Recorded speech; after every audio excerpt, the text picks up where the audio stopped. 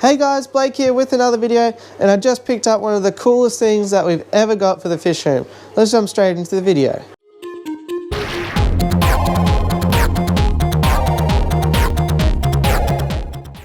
Okay, so what we've got here is some Australian native micro crabs. So these guys are Amarinus Lacustris. They're extremely small. These guys are juveniles. They'll get to about a centimetre in the carapace there, but these guys can be found in Australia and New Zealand, and they're super awesome. So I've got 10 of them in here. As you can see, they look like a little crab. I'll get better close-up footage on these. This is what they look like, nice and close up. These ones are juveniles, so they're not really full grown. I'd say they're about half or a third of the size of what an adult is going to be.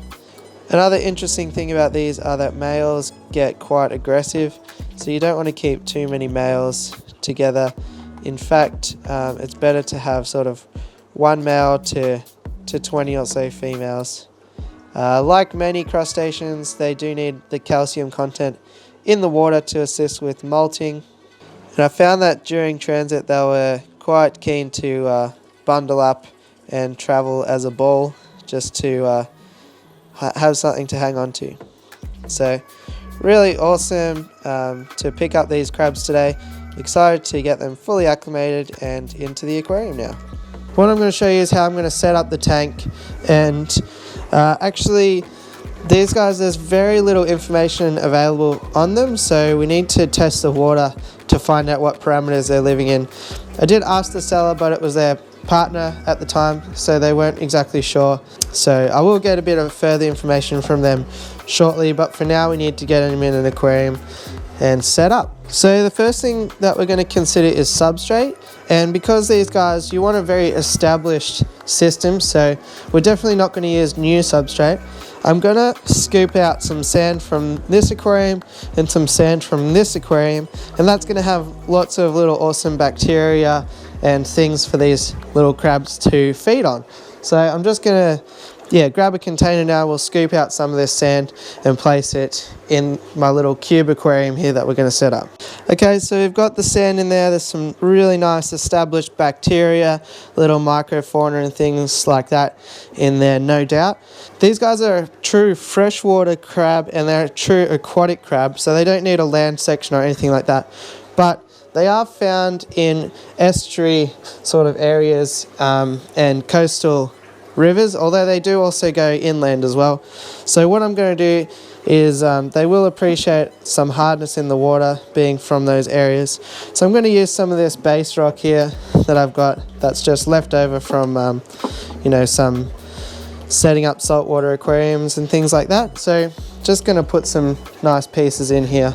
This will also help to give the crabs places to hide from each other, and secondly because I was chatting with a good friend of the channel, Lyndon, and he keeps a similar species of crab but not quite the same, and the males of his crabs are quite aggressive and will basically murder a lot of the females. So I selected pieces that look like this to create maximum hiding places in case we do have an aggressive male in our hands. So I played around with the composition a little bit. We've ended up with a little bit of a triangular sort of one like this. There's a top-down view. So heaps of little crevices and things like that for them to hide in there.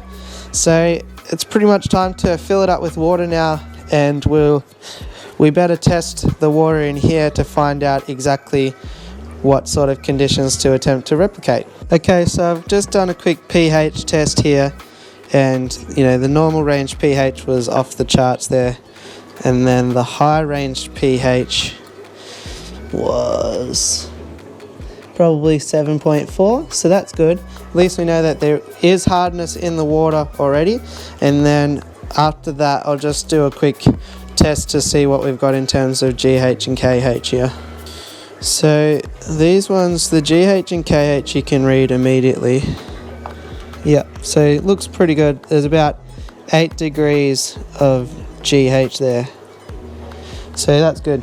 So I'm happy with that. Then we're going to definitely use this base rock here. I did play around with it a bit more and I think I kind of ruined the scape, but it is what it is. We'll fix it up later. So I'm just going to fill this up with water now and we'll start temperature acclimating. As you can see, we're filled up with water now, and to acclimate these, there's two ways that I want to do it. I want to do it basically the safest way that I know how.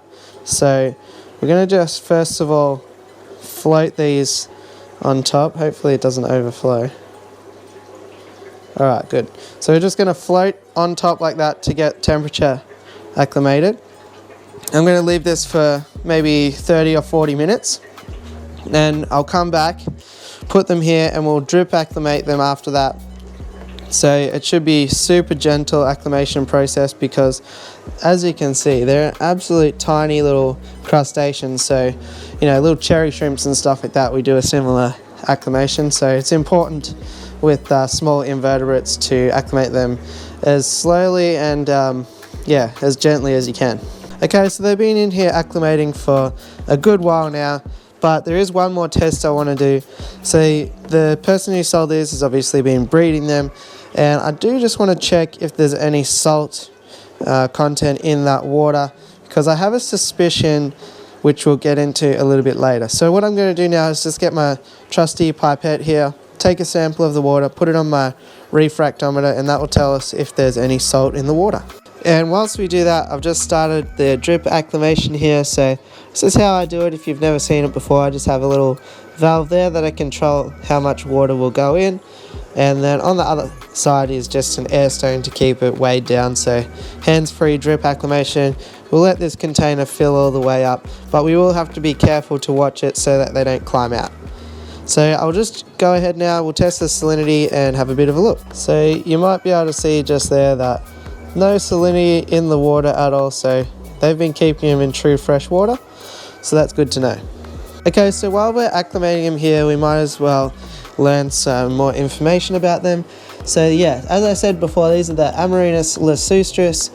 They get to 10 millimeters along the carapace or the body, which is 2/5 of an inch, and their leg span is 20 millimeters, so approximately double that.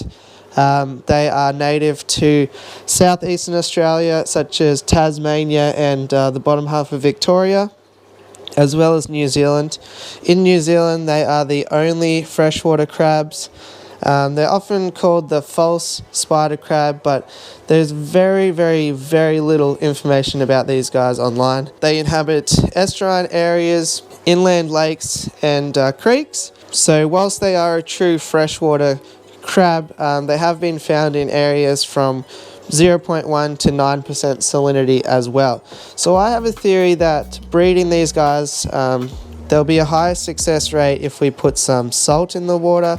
So when they get a little bit larger, I will be experimenting with different salinity contents and survival rate of the fry or phyto, or I'm not exactly sure what baby crabs are called, but crablets, we'll roll with that for now.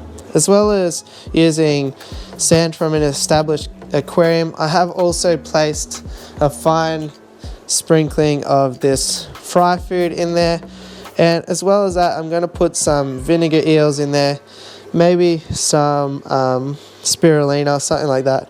Not going to go too overboard. We might just put a little bit more of this. Not going to go too overboard. I just want some sort of material there for them to be able to forage on. Ideally, it's better to put them in an actually established aquarium, but we're going to do our best to replicate that anyway. Scientists have found both protein and plant material in their stomachs, so that suggests that they are opportunistic scavengers, which makes sense. So we'll just put some microworms in there, maybe. Just some little critters for them to be able to feed on. Don't want to actually go too far beyond and actually contaminate the aquarium or anything like that. Some other great things about these, being native to my area, you can easily keep them unheated. They have gone down to even below the 5 Celsius water, which is, you know, what's that, high 30s in Fahrenheit, something like that. So super hardy, which comes with the territory of being native to my area. They're going to be quite adaptable to a wide variety of temperature. As with most crabs, you want to keep super tight lids on these guys. They can even just climb the silicone in the corners.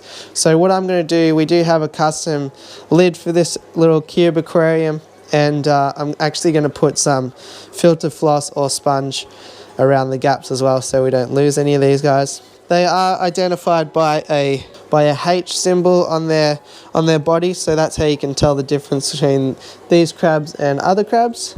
And other than that, I'm just really keen to play around with them, see what happens, and yeah, another cool, unique critter for the fish room. Alright, so acclimation's all done, container's pretty much full, so we're about to put these in now. But I did just want to highlight, I did a couple of things. Put some Suboxetang in here and some Vallisneria at the back, just because I thought it would look a bit more natural, and the plants will harbour a lot of extra microfauna and things like that as well. The last thing I was going to do was just take some frog bit, and we'll just put some of that in there as well. And just like that, we've got an aquarium. Okay, so now it's time to put these in and enjoy seeing them now, because you'll probably never see all 10 ever again. So obviously there's nothing else in the aquarium, so I'm not worried about sort of pouring in the water or anything. So we'll just let them settle in now, find their little territories and everything, and we'll get back to them shortly. Okay, so they're all settled in now, but as expected, I can't actually find any of them in here, so I guess that's going to happen. We'll just have to keep an eye out regularly for them. But unfortunately, I can't really give too much closure on the video, show them all settled in and everything. So there you go, guys. Hopefully you enjoyed this one. Hopefully you like the micro crabs as much as I do. And if you did, please like, subscribe, and all that fun stuff. I'll catch you on the next one. Thanks for watching.